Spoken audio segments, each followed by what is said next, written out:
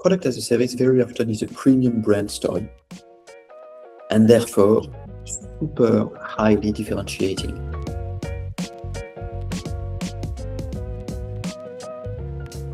Hello, everyone, and welcome to the Product as a Service Champions podcast.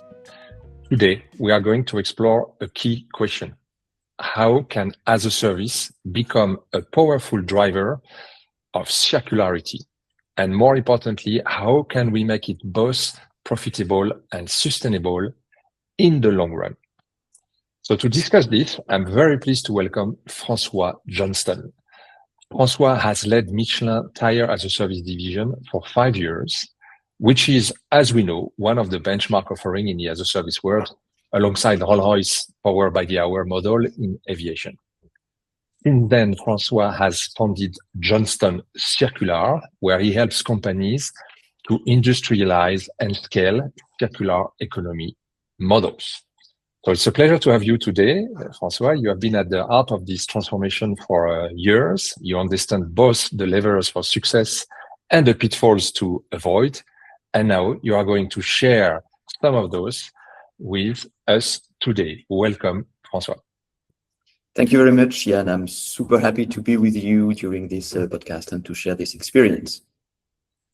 So let's get started. To kick things off, if you would have, François, to summarize your approach in one sentence, what would be this sentence? It's going to be slightly more than a sentence, maybe 2 or 3. But first, okay, let's go. The environmental transition will not happen without companies. And for it to happen, companies need to make money out of it.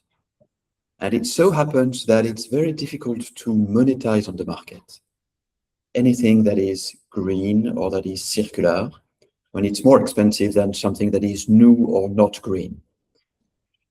So having said this, the whole question is, how can companies generate the transition and go circular, and at the same time make money out of it, because that's what they need to do.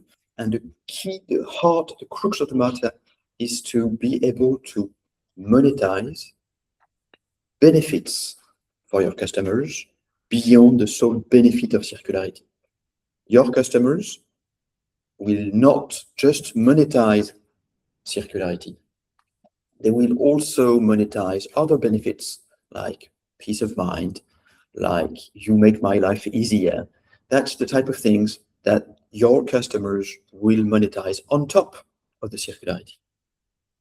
So the core of the whole story is to monetize benefits for your customers beyond the sole environmental benefits.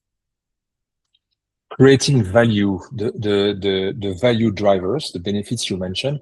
In previous discussions, you've highlighted to me 3 essential drivers. Could you share them with your audience today? Make things happen on the long run for companies. You need 3 things. You need first to make sure that you monetize the real benefits that you bring to your customers. I'll take the example of Michelin. When Michelin is selling tire as a service, where Michelin is monetizing and invoicing not tires, but a fee per mile, it's not just another way to put tires on the market. It is a complete overall service that Michelin is bringing to professional transportation companies.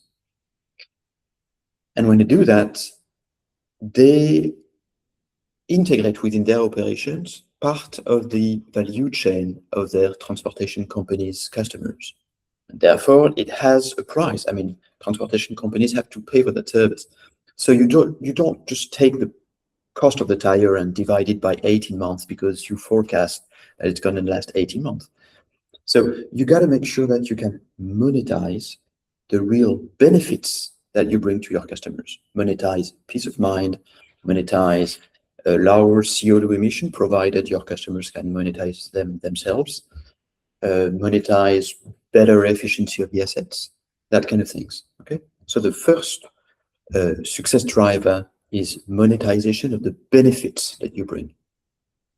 Second success driver is your customer's experience.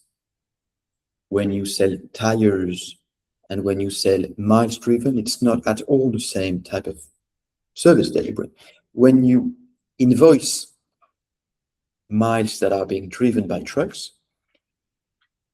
it's not just about the product. It's about making sure that the truck can go on the road 24/7 safely. So you got to keep your customer informed about this availability of trucks and about the status of the trucks. So the second axis of value and of success is making sure your customer experiences the service 24/7 on a daily basis, most of the time through digital interfaces. Okay, making sure he's got the info every morning that his trucks can go on the road safely, which is very different from the type of information that you can bring should you bring some selling tires. So second axis is customer experience. Third pillar of value for product as a service offers, it is your capacity to execute the service efficiently. You're not a tire provider, you're a service provider. And as such, you got to make sure that the service you bring to your customers in field, next to their truck, is running smoothly.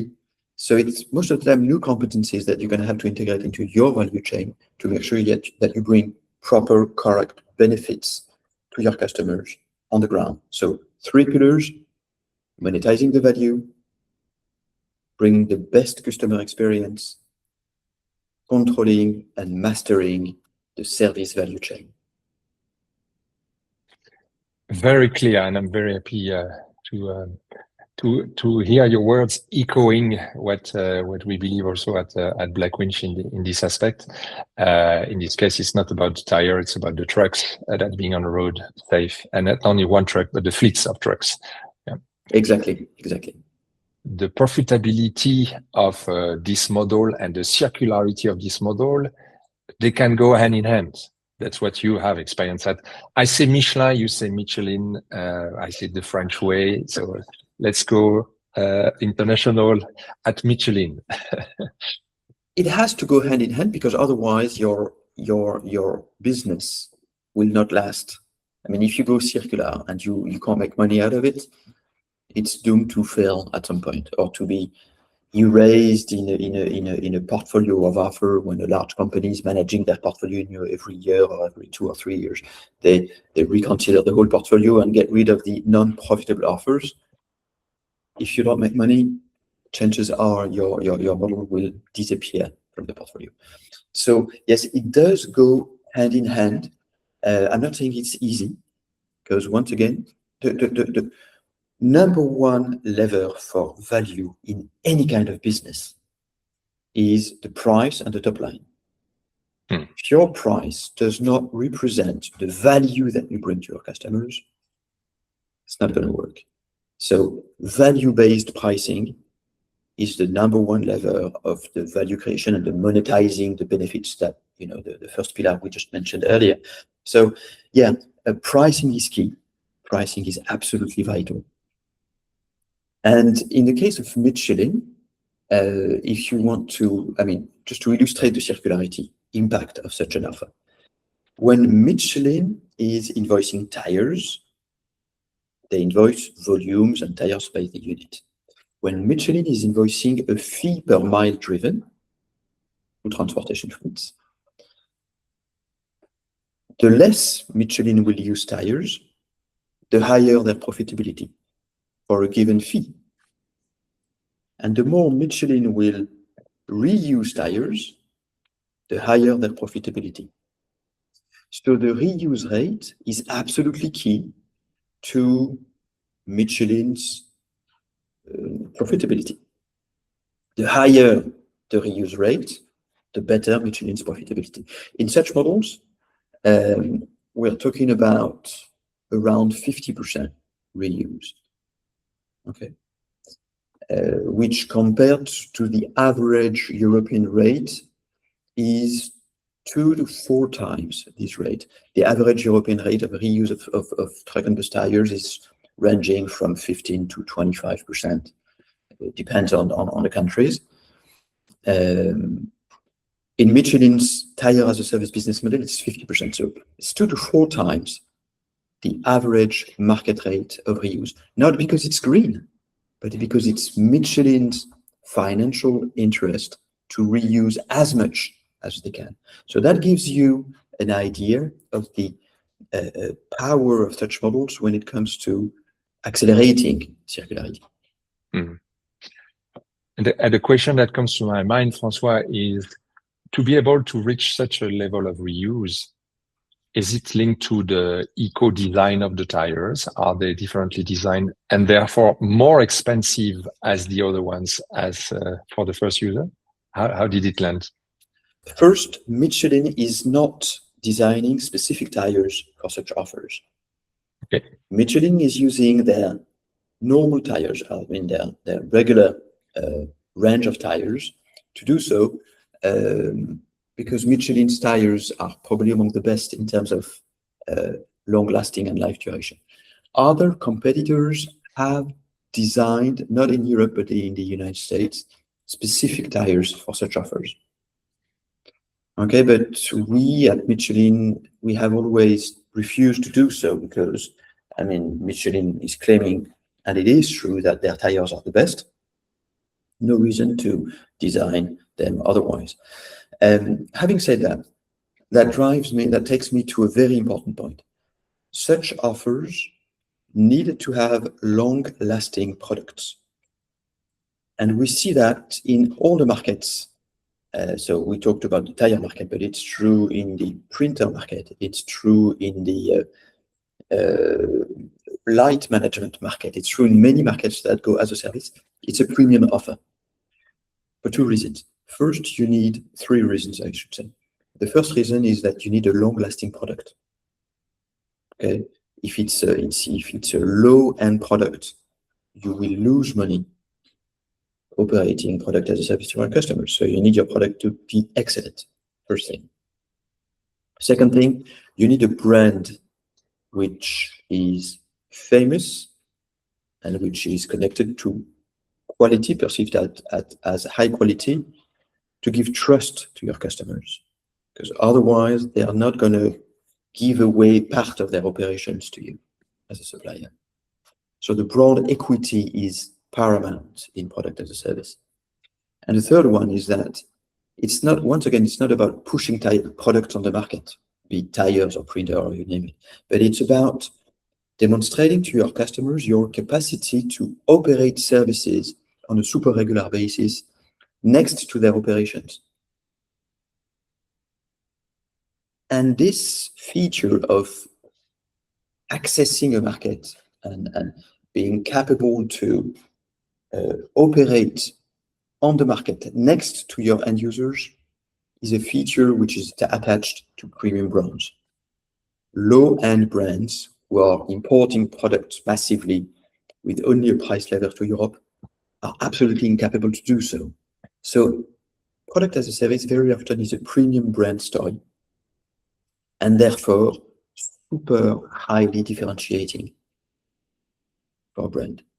Mm. So when a brand on a market which is not used to product as a service decides to go on product as a service, they take like 10 years in advance against their competitors because it's going to be super tough for their competitors to follow. Mm. It is indeed a stronger way to lock competition away, to block competition away. And you just mentioned Michelin and the power of the brand. We all know that Michelin has been for decades a disruptive brand with the tourist guides, with the Michelin star restaurants. So it's far beyond just the tires. And so yourself, you've been leading the tire as a service division for 5 years. What have you learned? What are the key lessons that you could share here that made you become a reference in the as a service ecosystem with this model? The first key learning is that companies who are very product-centric, coming from an industrial background, have to understand that going as a service means shifting to services. It's a different value chain. The story begins when you sign the contract, as opposed to products when the story ends when you sign the contract.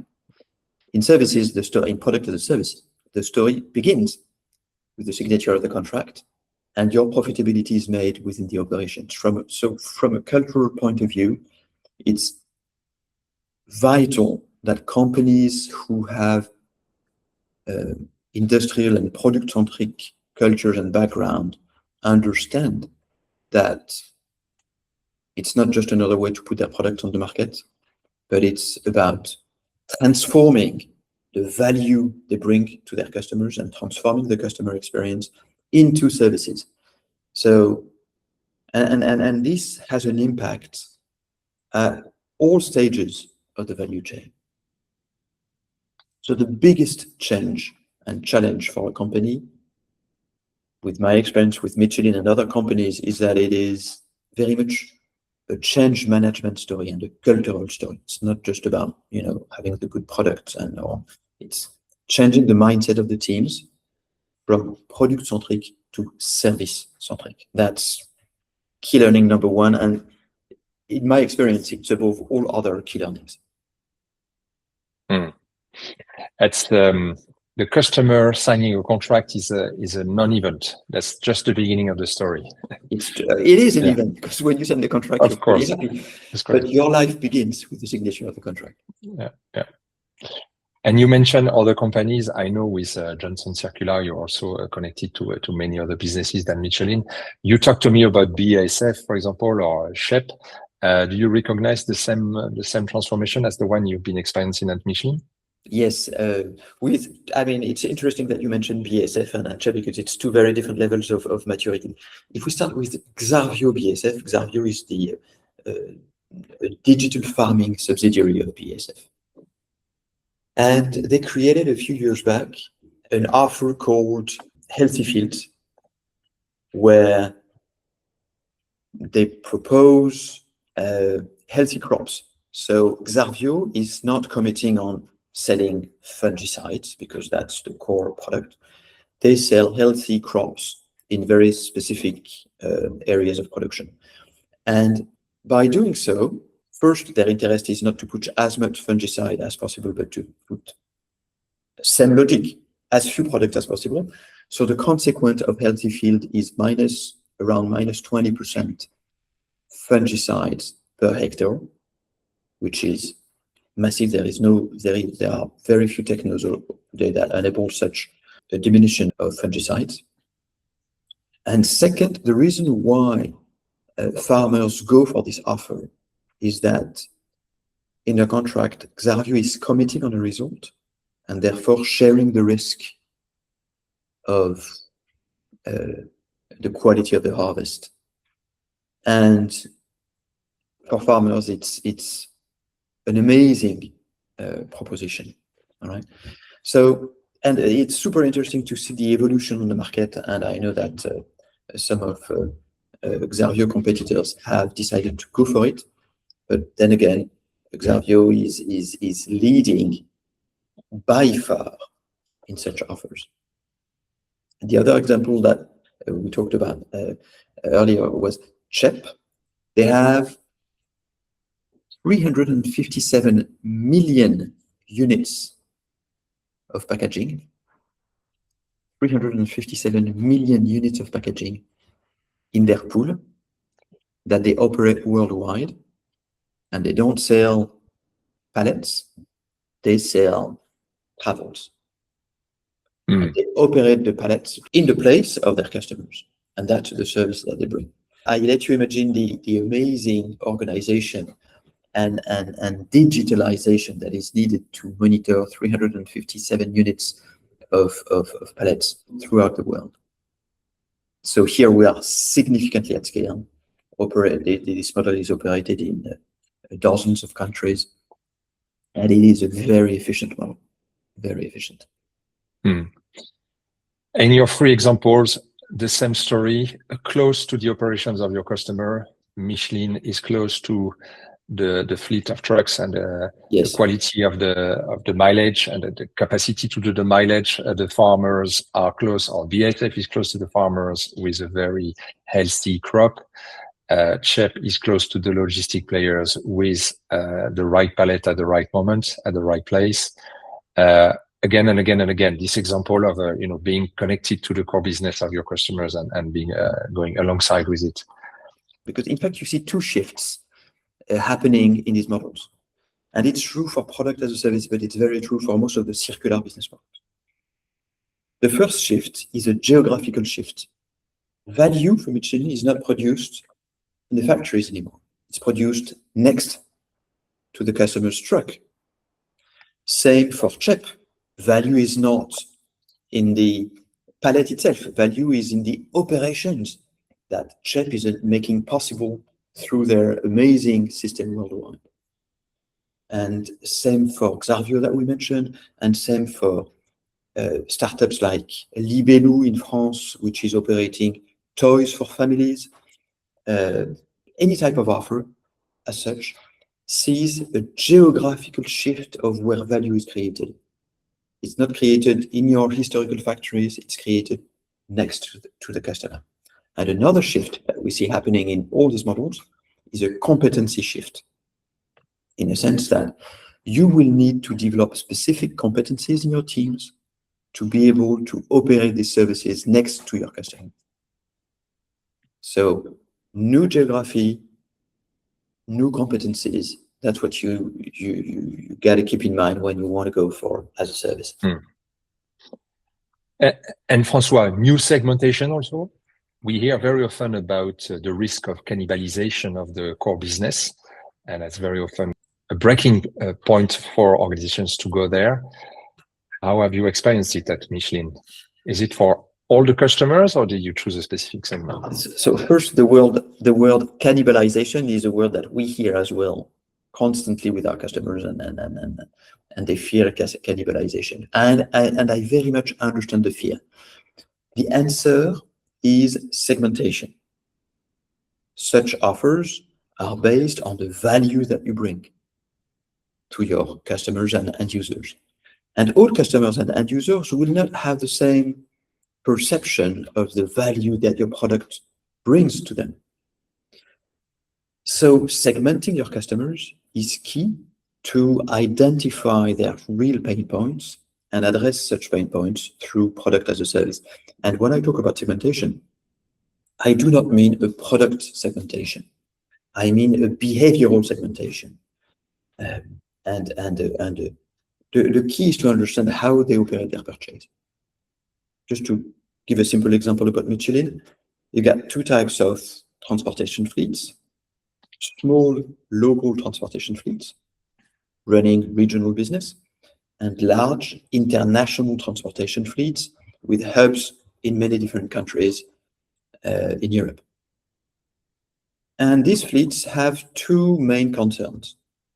Some fleets will transport high-value goods or live goods, livestock, live animals, or dangerous goods or fragile goods. And others will transport bulk material. The ones transporting high-value goods, live animals, and the rest do not want their truck to be sitting on the side of the road. So the segmentation of high-value transportation and international is the key segment that you want to target for such an offer. Okay, it's a good example of making sure that the customers you're going to target are the ones that are willing to pay the value that you want to bring them. Indeed, so it's really the understanding of the use cases, segmentation use cases that you described, and of course the readiness to pay of the customers for the value that you create for them. With this example of livestock, it's obvious you don't want the tire of a truck with livestock in it exploding and having this truck damage, accident, or even best case scenario stuck on side of the road for a few hours. Yeah, definitely. And the $1 million or the $1 million question, the pricing model. So it is very often also discussed that moving towards this type of model generates more risks. The risk of under consumption. If the trucks are not on the road, what happens? Because you charge by mileage. the risk of performance if you're not delivering the service that you promised, the customer is going to stop paying. How did you manage those risks associated to the pricing, of course, in your previous experience? Okay.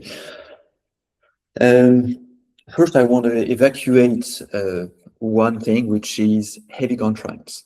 Just don't cover all the risks in the contract and don't produce an 80 pages contract because you're going to lose your customers. So make your contracts simple, make sure that you have the proper, raw material clauses in them. Because the beauty of these models is that they are not transactional. It's recurring business in B2B. So it's long-term contracts as opposed to I deliver tires. It's on a weekly basis. It's 3 to 5 years, sometimes more, contracts. So you got to cover the large risks like raw mat risks, okay, with raw mat clauses that enable you to correct your prices every year. But beyond that, I think the key in the pricing, the idea is value-based. How much is worth the peace of mind and the safety that you bring to your customers? That's the ideal world. You start from a value-based pricing. Now, it's not always possible to go for a value-based, and in that case, you go for a cost-plus, making sure that you cover your risks. But the thing is that to cover the risks, you got to make sure that you know the operations. So a key asset when you decide to go for an as a service is the in-depth knowledge of how your products are being used. Once you know how the products are being used, you don't take many risks operating such a model. Now it's let's imagine the pricing is clear, the contract is short, we understood. How the salespeople are going to sell this model? Because the transition to selling tires to selling the management of a fleet of trucks based on the price per miles is a huge transition. How have you make sure that your salespeople understand the shift, talk to new personas, have the right value proposition, the right sales kit to make it happen? I've seen so many companies where you have a small team of service designers having this idea and they say, we give it to sales, but they don't want to go for it. So you need first to have a complete sales kit. It's like a new offer. It's not just another way to push products on the market. It's a new offer. So you got to make sure that you go to the sales teams with a complete in-depth sales kit, with a pricing model that they understand and that they make their own. And then, so our advice in that case would be to onboard sales teams from day one of design of the offer. Okay, you should most probably have a project leader who's coming from strategic marketing, the long-term view.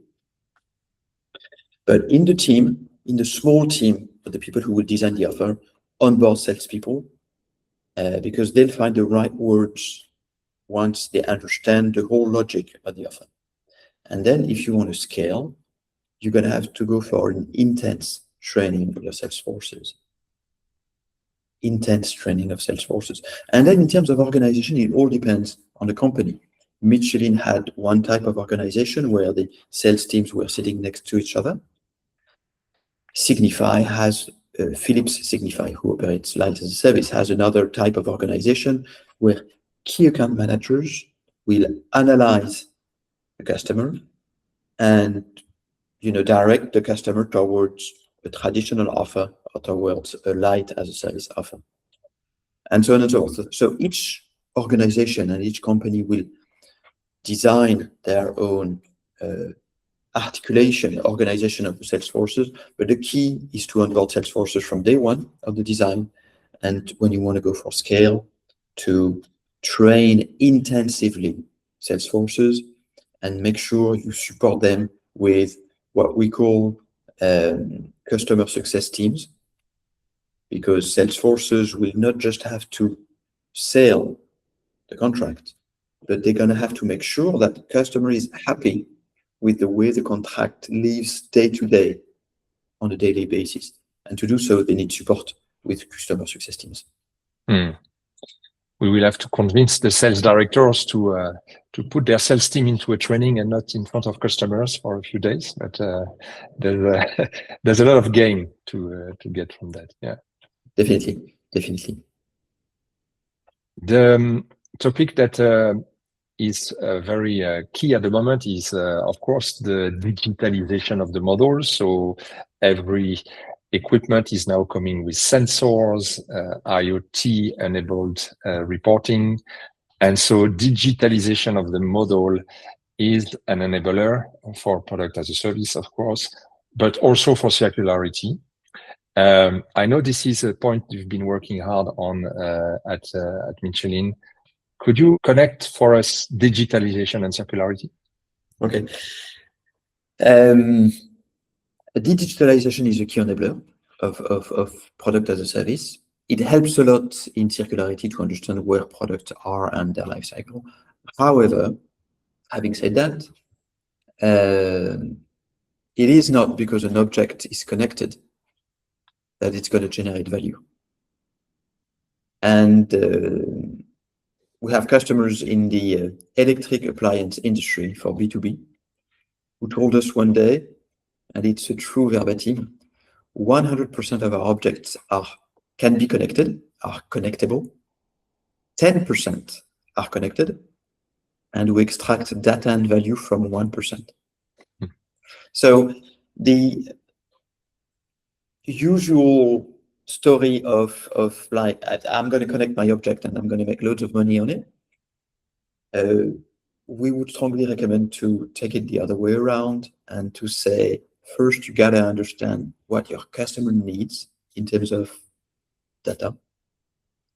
And then, and only then, will you connect the device and extract the data that your customer needs, or the data that you can extract value. Because if you go the other way around, you're going to connect everything. It's going to be awfully costly to connect objects, highly uncircular because you're going to have sensors, digital batteries everywhere in the world, and you don't want that to happen.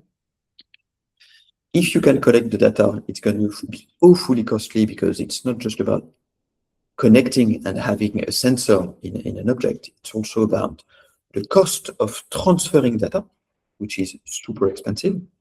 And you'll end up having loads of data, 90% of which will be useless. So instead of connecting and then thinking what you could do with that data, just do it the other way around. Try to understand what your customers need, and then, and only then, connect exactly to what you need to extract, to the level that you need, and no other connection of objects. So from the use case to the data point. Yes, not the other way around. Definitely not the other way around. I've experienced it myself within Michelin, within many other companies. I mean, if you go the other way around, if you go from the object to the service, in 90% of the cases, you're going to have data that data scientists won't be able to extract, to use. It's not the proper quality. You don't have exactly what you need, and so on and so forth. So, no, it is. I mean, it always starts from the customers. François, you know, at Blackwinch, we like to keep it short and simple. So to keep it short, we are almost at the time we had dedicated to this podcast. To keep it simple, could you summarize in 3 points the main takeaways you'd like people to get from listening to this podcast? Monetize the real benefits that you bring to customers. Never underestimate the absolute need to onboard your teams, and I think about the sales teams when I say that, in the building and the design of the offer, and shifting to product as a service. The most important word is service in product as a service. It's not product. That's a good one. That will be the intro of the podcast. If you were, François, today to launch your own as a service company, which one would you choose?